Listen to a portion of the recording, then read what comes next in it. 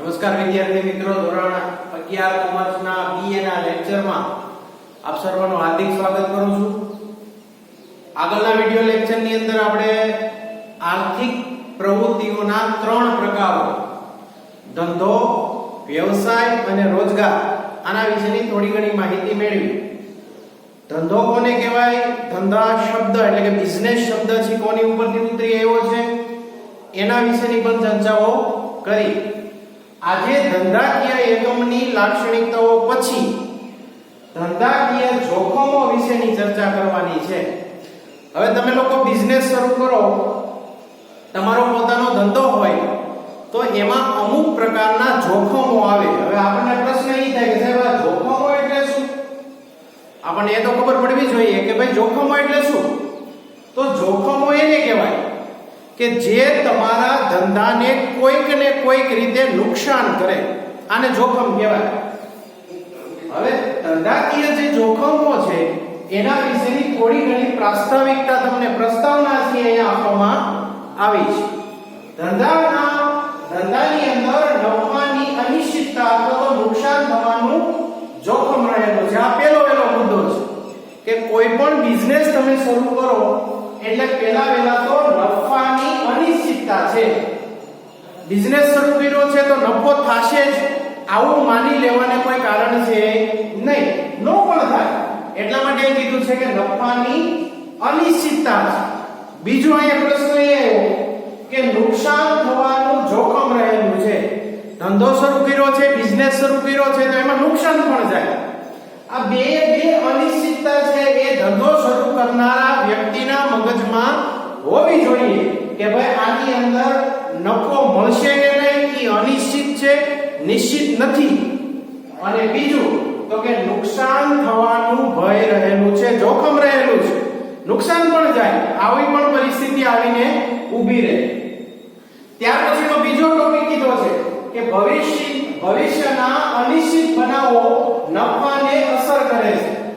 ભવિષ્યની અંદર જે બનાવો બનવાના છે, ઘણા બધા બનાવો છે બનતા હોય, એ આગળના ટોપિકની અંદર આપણે જોવાના છે કે કેટલી પ્રકારના જોખમો ધંધાની અંદર રહેલા છે.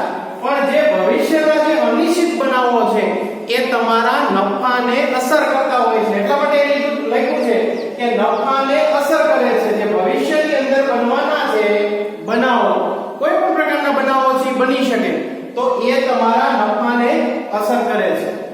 આની અંદરથી મોસ્ટ આઈએમપી તમારે જે લીટી યાદ રાખવાની છે, જે શબ્દો યાદ રાખવાનો છે એ આ છે. ધંધાકીય જોખમો સામેનું વળતર એટલે નફો. હવે ધંધો શરૂ કર્યો છે તો ધંધાની અંદર જોખમો પણ રહેલા છે. જોખમો આવશે, એની અંદર અનિશ્ચિતતાઓ પણ આવશે. ઘણી વખત એવું પણ બનશે કે ધંધો છે એ નફો નહીં કરે, ખોટ કરશે. તો કોઈ પણ ધંધાકીય જોખમો હોય, આગળ બે પ્રકારના ધંધાકીય જોખમો આપણે ભણવાના છે. પણ કોઈ પણ ધંધાકીય જોખમો સામેનું વળતર એટલે શું? તો કે નફો. મને જે ખોટ ગઈ છે એ ખોટનો ભરપાઈ મને કોણ કરીને આપશે? તો કે નફો. નફો થાય એટલે તમામ પ્રકારની જે પણ થાય જેને કહી શકાય કે ધંધાકીય જોખમો છે એનું વળતર છે મને મળી જશે. કેમ કે ધંધો છે એ લોકો શું કામ કરતા હોય? તો કે નફો મેળવવા. નફા વગરનો કોઈ ધંધો હોઈ શકે નહીં. એટલે અહીંયા આ જે શબ્દ છે યાદ રાખવાનો છે, આ લીટી છે યાદ રાખવાની છે કે ધંધાકીય જોખમો સામેનું વળતર એટલે શું? તો કે નફો. બરાબર. હવે પ્રશ્ન એ આવે કે ધંધો આપણે શરૂ કરીએ એટલે કે બિઝનેસ શરૂ કરીએ તો બિઝનેસની અંદર કેટલી પ્રકારના જોખમો આવે? આ એક માર્કમાં પ્રશ્ન પૂછાય તો લખવાનું કે ધંધાકીય સ્વરૂપના જોખમો કેટલા છે? તો કે 2. ક્યાં? તો કે કુદરતી જોખમ અને બીજું છે માનવ સર્જિત જોખમ. હવે કોઈ એક માર્કમાં પૂછાય કે ભાઈ ધંધાકીય સ્વરૂપોની અંદર કેટલી પ્રકારના જોખમ છે? તો તમારે યાદ રાખવાનું છે 2. કુદરતી જોખમ અને માનવ સર્જિત જોખમ. હવે આ બંને છે કુદરતી કોને કહેવાય? આપણે ઉદાહરણો સાથે સમજવું પડશે કેમ કે એમને નહીં સમજાય. તો કુદરતી જોખમો ક્યારે આવે? માનવ સર્જિત જોખમો છે ક્યારે આવે? કોને કહેવાય? આના વિશેની આપણે વધારે માહિતી એટલે કે છૂટા પાડીને આપણે જોઈએ છીએ. એમાંનું પહેલું છે કુદરતી જોખમો. હવે કુદરત શબ્દ લખેલો આવે, કુદરતી શબ્દ આવે એનો મતલબ એવો થાય કે એ આપણાથી એટલે કે માનવો દ્વારા સર્જિત હશે નહીં. કુદરત જે આપશે એ એની અંદર રહેલું હશે. કેવા કેવા પ્રકારના કુદરતી જોખમો આવે તો કે ધરતીકંપ, આ શબ્દ એકો છે ધરતીકંપ, પછી પૂર આવે. હવે આપણા મનમાં એ પ્રશ્ન થાય કે સાહેબ ધરતીકંપ અને પૂર સાથે ધંધા શું લેવા દેવા? ઉદાહરણ તરીકે તમારી દુકાન છે જે એરિયામાં છે ઈ એરિયાની અંદર એટલે કે ઈ શહેરની અંદર છે ઈ ભૂકંપ આવ્યો, બરાબર? ધરતીકંપ આવ્યો. તો ધરતીકંપ આવ્યો છે એના કારણે શું થયું તો કે તમારી દુકાન છે ઈ પડી ગઈ, અથવા તો તમારી જે દુકાન છે, તમારું જે ધંધાનું સ્થળ છે એને મોટું નુકસાન થયું. તો એટલા દિવસ સુધી તમારે ધંધો શું કરવો પડશે? બંધ રાખવો પડશે. તો આ કેવા પ્રકારનું જોખમ થયું? કુદરતી જોખમ. પછી બીજો શબ્દ એવો પૂર. હવે ઉદાહરણ તરીકે અત્યારે જ ચોમાસાની સીઝન ચાલે. હવે માની લ્યો કે તમારી દુકાન જે એરિયામાં છે, તમારા જે શહેરમાં છે, ત્યાં બહુ બધો વરસાદ પડ્યો અને આ વરસાદના કારણે છે એ પાણી ગામમાં એટલા બધા ભરાઈ ગયા કે તમે ધંધો એટલે કે તમારી દુકાન, તમારો બિઝનેસ તમે ખોલી શક્યા નહીં 5 દિવસ સુધી. તો આ એક પ્રકારનું જોખમ છે, તમારે દુકાન બંધ રાખવી પડી. તો આ એક પ્રકારનું જોખમ છે, પણ એ તમારા દ્વારા સર્જિત નથી, કુદરત દ્વારા સર્જિત છે. એટલા માટે એને કુદરતી જોખમો કહેવામાં આવે છે. આ બે ઉદાહરણો છે કુદરતી જોખમમાં તમારે યાદ રાખવાના છે. ત્યાર પછી શું કીધું છે તો કે કુદરતી જોખમ જે છે એ ધંધાના વિકાસને અવરોધે છે. હવે કુદરતી જોખમ છે એટલે આપણા હાથમાં તો છે નહીં, કુદરતના હાથમાં છે. ધરતીકંપ ક્યારે આવશે, પૂર આવશે કે નહીં, સુનામી આવશે કે નહીં, આ આપણા હાથમાં નથી, કુદરતના હાથમાં છે. પણ આ કુદરતી જોખમો તમારા ધંધાને શું અસર કરે છે તો કે ધંધાના વિકાસને અવરોધે છે. આપણો ધંધો 15 દિવસ બંધ રાખવો પડ્યો, અઠવાડિયું બંધ રાખવું પડ્યો, એનો મતલબ એવો થયો કે આપણા ધંધાનો વિકાસ જે થવો જોઈએ 15 દિવસ સુધી થયો નહીં, કોઈ વેપાર જ ન થયો, એટલે નફો નહીં થાય, વિકાસ ન થાય. તો એટલા માટે કીધું છે કે કુદરતી જોખમ છે એ ધંધાના વિકાસને શું કરે છે? અવરોધે છે. ત્યાર પછી શું કીધું છે તો કે ધંધાની મિલકતોનો નાશ કરે છે અથવા તો નુકસાન પહોંચાડે છે. કુદરતી જોખમથી શું થાય તો કે ધંધાની જે મિલકતો છે, મિલકતો એટલે શું? મિલકતો કોને કહેવાય તો કે ધંધાનું આપણે જે દુકાન છે એનું બિલ્ડિંગ, બરાબર? ત્યાર પછી અંદર સાધનો હોય, અંદર આપણે જે ધંધો કરતા હોય માલ પીડ્યો હોય અંદર, એને નુકસાન થાય. આ મિલકતોનો કા નાશ થઈ જાય અને કા નુકસાન થઈ જાય. નાશનો મતલબ શું થાય? ઉદાહરણ તરીકે પૂર આવ્યું અને એટલું બધું પૂર આવ્યું કે તમારા ધંધાની અંદર રહેલી બધી જ એટલે કે તમારી મિલકતની અંદર રહેલી બધી જ વસ્તુઓ છે એ તણાઈને વહી ગઈ, એનો નાશ થયો. સાથે સાથે નુકસાન પહોંચાડે છે. એટલે કે તમારા ધંધાની અંદર તમારી જે દુકાન છે, તમારો જે બિઝનેસનું સ્થળ છે, ત્યાં ભારે નુકસાન થયું. તો એ નુકસાન છે એને સરખું કરતા સમય લાગે. એનો મતલબ એવો થયો કે આ કુદરતી જોખમ જે છે એ તમારા ધંધાના વિકાસને અવરોધે, સાથે સાથે ધંધાની મિલકતોનો નાશ કરે અથવા તો એને નુકસાન પહોંચાડે. નાશ કરવું અને નુકસાન પહોંચાડવું બંને અલગ અલગ વસ્તુઓ છે, યાદ રાખવાની છે. ત્યાર પછીનો મુદ્દો બહુ મોસ્ટ એમ્પી મુદ્દો છે. શું કીધું? જો કુદરતી જોખમો પર ધંધાનું અંકુશ હોતું નથી. કુદરતી જોખમો ઉપર કોઈ પણ ધંધાનો અંકુશ ન હોય. અંકુશનો મતલબ શું થાય તો કે એ આપણા હાથની વાત છે નહીં. હવે ધરતીકંપ છે આપણે કઈ દઈ ન આવે, પૂર છે આપણે કઈ દઈ ન આવે, બરાબર? એની ઉપર આપણો કોઈ અંકુશ હોતો નથી. એટલા માટે કીધું છે કે કુદરતી જોખમો ઉપર ધંધાનો અંકુશ હોતો નથી. આ એક વસ્તુ યાદ રાખવાની છે. તો આ જે વાત થઈ, આ વાત શેના માટેની થઈ તો કે કુદરતી જોખમો. ધંધા ઉપર કેટલા જોખમો અસર કરે તો કે 2, કુદરતી અને માનવ સર્જિત. એમાં કુદરતી જોખમો છે એના ઉદાહરણો જોયા અને એના દ્વારા તમારા ધંધાને શું નુકસાન થાય છે એના વિશેની પણ ચર્ચા કરી. સાથે સાથે તમારે એ પણ યાદ રાખવાનું છે કે કુદરતી જોખમો ઉપર ધંધાનો કોઈ પણ પ્રકારનો અંકુશ હોતો નથી. એટલે કે એમાં આપણું ન હાલે, એ કુદરત દ્વારા સર્જિત છે, બરાબર? ત્યાર પછી ધંધાના જે સ્વરૂપોના જે જોખમો છે એમાં બીજા પ્રકારનું જોખમ જે છે માનવ સર્જિત. હવે માનવ સર્જિત શબ્દ જ્યાં આવે ત્યાં આપણને ખબર પડી જાય. માનવ શબ્દ આવે એનો મતલબ કે માણસ દ્વારા જે જોખમો ઊભા કરવામાં આવે આવા જોખમોને કેવા જોખમો કહેવાય? માનવ સર્જિત જોખમો કહેવામાં આવે છે. જો શું કીધું છે અહીંયા?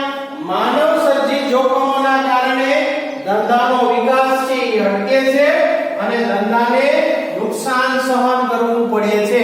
કુદરતી જોખમની જેમ જ આ માનવ સર્જિત છે, પણ ઓલું એટલે કે કુદરતી આપણા હાથમાં નથી. જ્યારે માનવ સર્જિત એટલે કે માણસો દ્વારા ઉત્પન્ન કરાયેલું જે જોખમ છે એ આપણા હાથમાં છે. બંનેમાં નુકસાન તો છે.